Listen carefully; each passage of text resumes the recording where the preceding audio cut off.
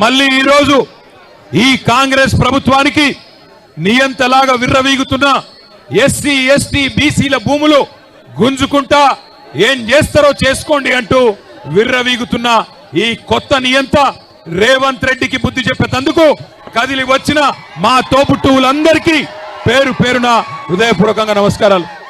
అసలు ఏం జరిగింది లగచర్లలో మీకు ఒక్క నిమిషం చెప్పాల్సిన బాధ్యత మా మీద ఉన్నది. ఎందుకు వచ్చిన మానుకోటకు చెప్పవలసిన బాధ్యత మా మీద ఉన్నది.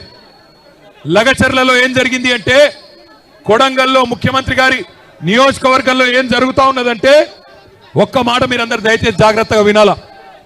9 నెలలుగా లగచర్లలో దుద్యాల మండలంలో కొడంగల్లులో అక్కడ ఉండే గిరిజన రైతులు, అక్కడ ఉండే దళిత రైతులు, అక్కడ ఉండే బీసీ రైతులు తిరగబడ్డారు ముఖ్యమంత్రి మీద.